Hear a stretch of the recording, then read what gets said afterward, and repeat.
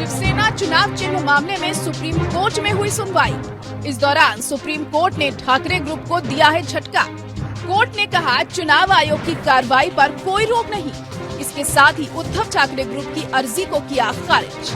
बहस के दौरान उद्धव ठाकरे की तरफ से वकील कपिल सिब्बल पक्ष ने कहा 10वीं अनुसूची के अनुसार अलग हुए लोग मूल राजनीतिक दल के सदस्य बने हुए हैं और 10वीं अनुसूची दल के विभाजन की अनुमति नहीं देती है।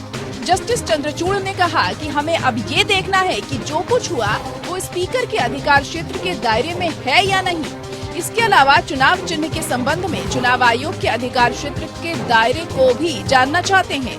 सिब्बल ने सवाल उठाया कि जब मामला अदालत में है और विधायक एक दल से संबंधित है, यदि वह उससे अलग होते हैं तो उसी दल को नियंत्रण में कैसे ले सकते हैं। जस्टिस चंद्रचूड़ ने कहा कि दूसरे पक्ष का कहना है कि 1.5 लाख हलफनामा दिखाते हुए दावा किया गया था कि वो ही मुख्य गुट हैं। सिब्बल ने कहा कि पार्टी द्वारा व्हिप भी नियुक्त किया जाता है और व्हिप कहता है कि आपको स्पीकर के पद के लिए वोट करना है। सुप्रीम कोर्ट ने कहा कि सवाल ये है कि अयोग्यता के मामले का इलेक्शन सिंबल को लेकर की गई मांग पर क्या असर पड़ेगा। सिब्बल ने जवाब देते हुए कहा कि एक पॉइंट ये है कि अगर हम उनकी अयोग्यता को लेकर कोर्ट गए तो उनके पास 10वीं अनुसूची के तहत सिर्फ एक उपाय बचता है, वो विलय का ही विकल्प है। ऐसा न होने के बावजूद अब शिंदे ग्रुप चुनाव आयोग में जाकर कहना चाहता है कि वो असली पार्टी है।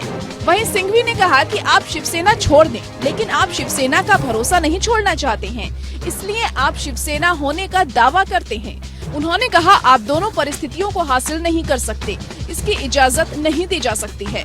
शिंदे गुट की ओर से नीरज किशन कौल ने पक्ष रखना शुरू किया। उन्होंने कहा कि किसी राजनीतिक दल के सदस्य की अयोग्यता का और चुनाव आयोग में चल रहे चुनाव चिन्ह की कार्यवाही का कोई संबंध नहीं है। साथ ही ऐसे कथित अयोग्य लोगों को वोट देने की भी अनुमति है। कौल ने कहा कि हमारी याचिका में स्पष्ट दलीलें हैं कि शिवसेना कौन है, चुनाव आयोग के अधिकार क्षेत्र में ये तय करना है। जस्टिस चंद्रचूड़ ने कहा कि पार्टी में अलगाव की पूरी अवधारणा 10वीं अनुसूची से अलग है। 10वीं अनुसूची के तहत विलय स्पष्ट तौर पर एक व्यवस्था है। कौल ने कहा चुनाव आयोग को किसी भी स्थिति से निपटने के अपने अधिकार हैं। इसका मतलब ये नहीं है कि सिंबल के मामले में चुनाव आयोग का अधिकार क्षेत्र नहीं है। वहीं मनिंदर सिंह ने कहा कि फ्लोर टेस्ट से पहले उद्धव ठाकरे का सीएम पद से इस्तीफा देना ही अकेले ही सदन का विश्वास खोने का निर्णायक सबूत था कि उनके पास बहुमत नहीं था। एकनाथ शिंदे गुट की ओर से महेश जेठमलानी ने कहा कि 10वीं अनुसूची के तहत अयोग्यता एक अनिवार्य प्रक्रिया द्वारा नियंत्रित होती है। इसमें अयोग्यता की कोई अवधारणा नहीं है। उन्होंने कहा कि जब अयोग्यता का कोई प्रश्न सामने आता है तो उस पर स्पीकर का निर्णय होता है। महाराष्ट्र के राज्यपाल की तरफ से सॉलिसिटर जनरल तुषार मेहता ने कहा कि पार्टी के भीतर बोलने की स्वतंत्रता है, वह अध्यक्ष तय करेगा। हालांकि वो राजनीतिक दल के सदस्य बने रहेंगे क्योंकि पार्टी से कोई अयोग्यता साबित नहीं हुई है। एसजी ने कहा कि चुनाव आयोग की इस मामले में महत्वपूर्ण भूमिका है क्योंकि वह स्पष्ट करता है कि असली शिवसेना कौन है।